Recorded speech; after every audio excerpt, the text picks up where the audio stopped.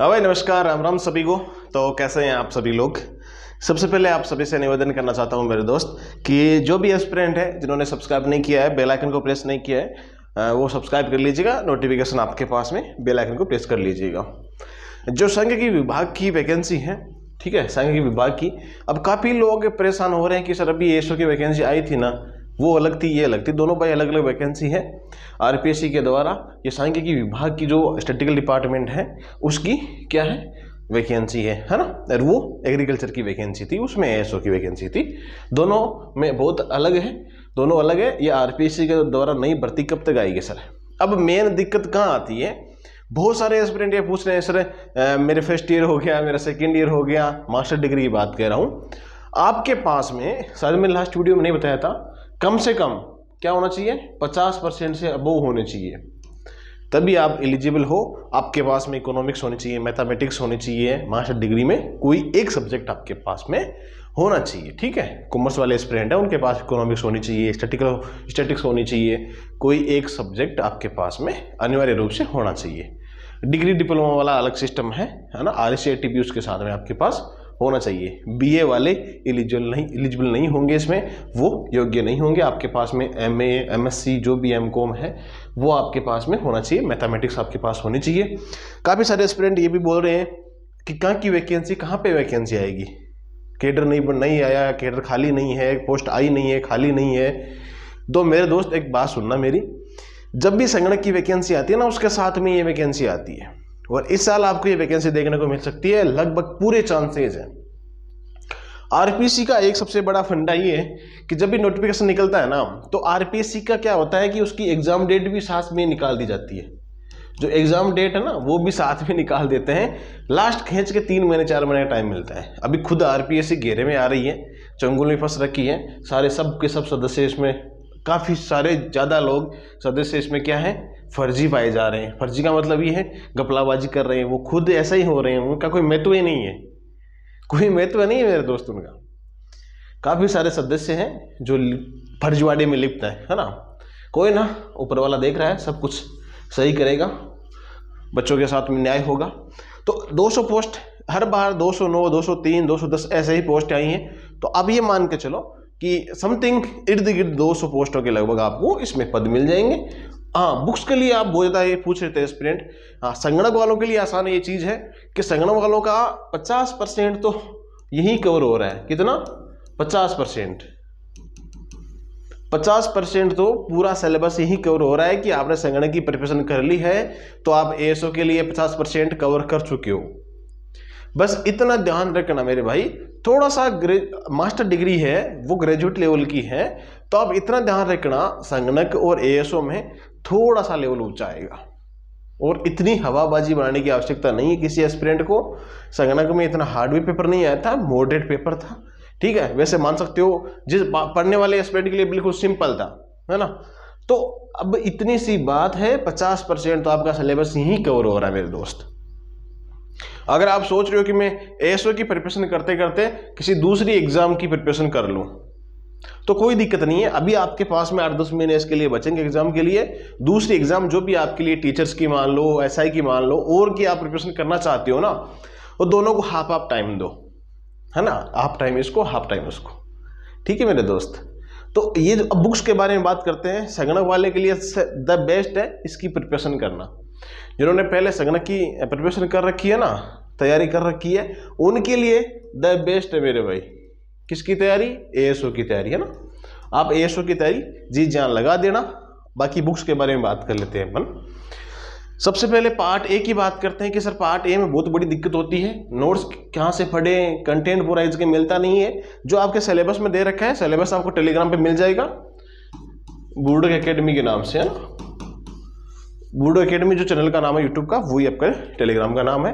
हाँ, ऐप पे भी आपको जो पशु परिचर वाले एस्पिरेंट हैं उनके लिए अभी होली पे कुछ डिस्काउंट मिला है, तो आप पार्ट बी संपूर्ण वही मिल जाएगा, PDF डाउनलोड भी हो जाएगी। आप ऐप पे जाओ, बूर्डक एकेडमी के नाम से, बूर्डक एकेडमी के नाम से, किसी को नाम भी नहीं आता है, बूर्डक एकेडमी के नाम से है। आप वहाँ जाइएगा, आराम से क्या करना है आपको, वहाँ से PDF ले लेनी है पशु परिचर के लिए, पार्ट बी के लिए। वो छोड़ो, आपको जो नीड है आप ले लीजिएगा, नहीं कोई बात नहीं है।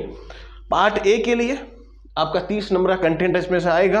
तो उसमें आपको क्या करना है, लगभग मान के चलो 18 से 20% आपको इसमें से मिल जाएंगे, लगभग इसमें से मिल जाएंगे। और 10 से 12 करंट अफेयर तो है ही है, वो आप मूमल से कवर कर लेना ना, मूमल की बुक आती है वो उससे कवर कर लेना। तो इससे आप बाहर कहीं नहीं जाएगा।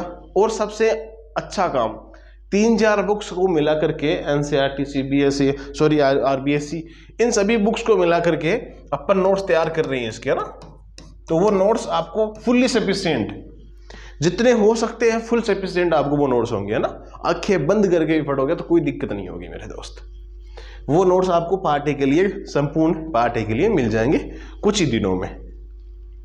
हैंड राइटिंग करना है कि आप ये बता देना, एक बार तो मैटर तैयार हो रहा है उसको हैंड राइटिंग में कन्वर्ट करना है या फिर टाइपिंग में, एक बार कमेंट बॉक्स में कमेंट कर देना मेरे दोस्त। तो पार्ट ए के लिए तो ये पढ़ लेना, सफिशिएंट है ये भी। अगर आपको नोट्स पढ़ने हैं तो वो नोट्स भी पढ़ लेना, ज़्यादा इसमें लोड लेने की आवश्यकता नहीं है, सिंपल क्वेश्चंस पूछते हैं, है ना। अब पार्ट बी की बात करते हैं। अगर देखो मैं तो यही कहूँगा, अगर आप कुछ एस्पिरेंट ये चाहते हैं कि सर नहीं सर हमको तो एक ही बुक पढ़नी है, तो सिकवाल की बुक ले आना। एक तो सिकवाल की होगी, लक्ष्य की बुक भी आती है एएसओ के लिए, सब बुक नया संस्करण भी आ जाएगा। जैसे वैकेंसी आने की संभावना होगी कि भाई हाँ नई वैकेंसी अब 1-2 महीने में ही आ जाएगी, तो जल्दी ही इसके निकाले जाएंगे। मुकेश जी सर की आती है ये बुक, नया संस्करण भी आ जाएगा, तो वो आपको अपडेट दे देंगे। लेकिन हालांकि ये बुक पहले पिछली बार देखी थी मैंने, अच्छी बुक थी, है ना। भाग बाई के लिए है, भाग बाई के लिए बता रहा हूँ, भाग ए तो मैंने बता दिया था आपको, भाग बाई के लिए चीज़ ले आना आप। इंग्लिश मीडियम वालों के लिए ये जो आपके पास में अब कॉलेज वगैरह करते हो तो उसमें इंग्लिश की बुक्स आती है, एकदम शानदार बुक आती है, ठीक है मेरे दोस्त। तो ये इंग्लिश मीडियम वालों के लिए। बाकी और जो भी पिक्स होगी मैं टेलीग्राम के माध्यम से आपको जो पिक्स बुक्स की होगी वो टेलीग्राम पे डाल दूंगा, आप वो मार्केट से ले आना। बाकी ऑनलाइन भी मिलती है, ऑनलाइन ले आना, है ना। इकोनॉमिक्स के लिए, भारतीय अर्थव्यवस्था के लिए सबसे बड़ी दिक्कत होती है कि सर एक तो इसमें टफ क्वेश्चंस पुट होते हैं, मार्केट वाला, ठीक है, मांग और पूर्ति वाला जो टॉपिक्स है वो समझ में नहीं आते हैं। तो आप ये बुक्स ले आना, ठीक ठाक लैंग्वेज है, इतनी हाई लैंग्वेज भी नहीं है, लो लैंग्वेज भी नहीं है, आपको समझ में अच्छे से आ जाएगी मेरे दोस्त। तो दृष्टि की बुक आती है, ठीक है, नया संस्करण ले आना, मार्केट से मिल जाएगा, ऑनलाइन ऑर्डर कर देना, वहीं से मिल जाएगा। भाई जिनको ये पढ़ना है ना कि मुझे एक एक बुक पढ़नी है, मैं उनके लिए बता रहा हूँ ये चीज़। और आपको अगर ये चीज़ पढ़नी है, आपके पास संगणक का मैटर आपके पास पड़ा है ना, तो वो पढ़ लेना, कोई दिक्कत नहीं है। अब ये चीज़ आपके पास में है तो कोई दिक्कत वाली बात नहीं है, मार्केट में मिल जाएगी, ये ले आना, एक बुक से ही काम चल जाएगा। लेकिन आपके पास अभी इतना टाइम है कि आप ये सारी बुक्स पढ़ सकते हो, ये बुक आप ले आना, है ना। ये राजस्थान इको के लिए मैं बता दूं, अभी स्किप करना है इस चीज़ को, क्या करना है, इसको स्किप करना है। क्यों करना है, क्योंकि जब एग्जाम होगी तो इको सर्वे वगैरह उसी का टाइम आपको पढ़ना है। ये आपको फ्री ऑफ कॉस्ट मैं टेलीग्राम पे भेज दूंगा, कोई दिक्कत नहीं है, सारा मेट्रो उसी में से आपको पढ़ने को मिल जाएगा और पूरा सफिशिएंट होगा। ये आपको टेलीग्राम में मिल जाएगा, बूडो अकेडमी के नाम से आप ज्वाइन हो सकते हो। राजस्थान की और इंडियन इको के दोनों की बात होगी ना। फिर बात करते हैं मैथमेटिक्स। मैथमेटिक्स आप क्या करो, जो भी अरिहंत की बुक आती है, RS अग्रवाल की आती है, जो टॉपिक आपके दे रखे हैं, 5-8 टॉपिक गिनती के दे रखे हैं, आप उनको आराम से उस बुक में से पढ़ सकते हो। ओके, तो मैथ के लिए मैं कुछ बुक सजेस्ट नहीं करूंगा मेरे भाई, क्योंकि बहुत सारी बुक्स होती हैं। मैथ का ये है कि आपको फॉर्मेट समझ में आना चाहिए, फॉर्मेट समझ में आ जाएगा तो वहाँ पे आप क्वेश्चन सॉल्व कर दोगे। कंप्यूटर की बुक है, सबसे अच्छी बुक आती है, दक्ष की बुक आती है, गलतियाँ भी न के बराबर होती हैं, तो ये ले आना। सारे topic wise question, objective question बीच में दिए हुए होते हैं, तो ये बुक्स ले आना। और लक्ष्य की ये जो संगणक की बुक है ना, ये जो संगणक की बुक है, इसकी ASO की बुक भी आती है ना, ASO की बुक भी आती है, वो बुक इसमें मिली नहीं थी तो इसमें आपको ये बता दी। ये ASO की बुक भी आती है, मार्केट में ये भी आ जाएगी। अगर आपको एक ही बुक पढ़नी है, थोड़ी सी मिस्टेक तो आती है, इसमें मिस्टेक तो आती है ना मेरे भाई, तो इसका थोड़ा ध्यान रखना, है ना। फिर इतना ही बताने की बात है मेरे भाई, जितनी चीज़ें थी, जितनी किताब थी, बुक्स थी, मैंने बता दी है कि आपको कैसे क्या करना है। अगर सिंगल बुक्स पढ़नी है, इतना बड़ा मैटर नहीं है रे मेरे भाई। इंग्लिश मीडियम वालों के लिए मैं अलग से और बुक बता दूंगा टेलीग्राम के माध्यम से। ये बुक्स है, आप या तो स्क्रीनशॉट ले लेना इसका, नहीं अन्यथा मैं आपको टेलीग्राम पे एक PDF बना के वहाँ भेज देंगे, ठीक है मेरे भाई।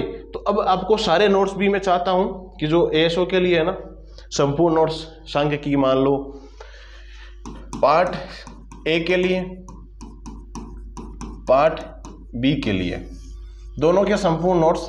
अब आप बताना हैंड राइटिंग या फिर टाइपिंग, दोनों में से कौन सा बेस्ट रहेगा, आपको कैसा सूटेबल रहता है, उसी अकॉर्डिंग आपको ये चीज़ें मिल जाएगी। और फुल्ली थोड़ा हाई लेवल का मिलेगा ना, काफ़ी हाई लेवल का मिलेगा, एसओ लेवल का भी मिलेगा। तो ये मैं कहता हूँ कि जब आप प्रिपरेशन करो ना, कहने वाले लोग तो कहते रहते हैं कि इतना नहीं कट हो जाती है, वो नहीं जाती है। आपको कट ऑफ का नहीं ध्यान रखना है, आपको सिर्फ टारगेट ये रखना है कि मैं इतना कवर कर लूँ कि एग्जाम में जाके मुझे कोई तकलीफ ना हो, मैं डिप्रेस फील ना करूँ। मतलब आप यहाँ पे 80-85 का टारगेट रखोगे ना, मैं टारगेट का बता रहा हूँ, कट ऑफ का नहीं बता रहा हूँ। कुछ एस्पिरेंट कुछ अपवाद अभी मैसेज करेंगे कि सर इतनी थोड़ी जाती है, लेकिन मैं भाई ये कट ऑफ की नहीं बता रहा हूँ, मैं बता रहा हूँ कि इतना आपको टारगेट रखना है, ना कि कट ऑफ की मैं बता रहा हूँ। आप 85 का टारगेट रखोगे ना तो 75 तो ऐसे करके आओगे। मैं क्वेश्चन अटेम्प्ट करने की नहीं बोल रहा हूँ, मैं इतनी बात बोल रहा हूँ कि आपको एग्जाम के अनुसार जब आप टेस्ट देते हो या मॉडल पर सोल्व करते हो, तब आपको ये होना चाहिए कि मैं 85 करूँ यहाँ पे। एग्जाम में तो मैंने आपको स्ट्रेटेजी बता दी थी कि आपको जितने आते हैं उतने करने हैं और किस अकॉर्डिंग सारी चीज़ें करनी, वो मैंने बता दी थी। इसके बारे में कोई चर्चा नहीं करना चाहूँगा। मैं चाहता हूँ कि आपका टारगेट हमेशा 85 हो, इसको लेकर के, ठीक है। कुछ ऊंचा सोचते हैं ना तो उसके अनुरूप ही चलते हैं फिर अपन। तो आप इतना ध्यान रखिएगा मेरे दोस्त, आप ये बुक्स ले आना। आपको अदर जॉब की, अदर एग्जाम की प्रिपरेशन करनी हो तो एक बार कमेंट बॉक्स में छाप देना कि सर मैं किसकी क्या प्रिपरेशन करें, तो उसके अकॉर्डिंग आपको स्ट्रेटेजी बता देंगे, आप उसी के अकॉर्डिंग प्रिपरेशन कर लेना मेरे भाई। हाँ, पटवारी के लिए नेक्स्ट वीडियो बुक्स के लिए आ जाएगा। काफ़ी छात्र ये बोल रहे हैं कि उसके लिए बुक्स का वीडियो बता दीजिए, तो नेक्स्ट वीडियो में आपको पटवारी के लिए बेस्ट बुक्स का, द बेस्ट बुक का बताऊंगा भाई। तो उसके लिए आप वीडियो को शेयर कर दीजिएगा, लाइक कर दीजिएगा। बाकी ऐप डाउनलोड कर लीजिए ब्रूडो एकेडमी के नाम से, वहाँ पे आपको नोट्स वगैरह अवेलेबल हो जाएंगे। एएसओ के सारे नोट्स भी आपको वहीं मिलेंगे, ठीक है मेरे भाई। बाकी वीडियो को शेयर कर दीजिएगा। वैकेंसी देखो एक ना एक दिन तो आनी ही है, आपको प्रिपरेशन भी करनी है। ये तो है नहीं कि 20-30 साल बाद वैकेंसी आती है, साल 2 साल 3 साल में वैकेंसी आपको मिल जाती है। तो आप अपनी प्रिपरेशन कीजिएगा। बाकी अपन मिलते हैं नेक्स्ट वीडियो में, और तब तक आप सभी को जय हिंद जय भारत।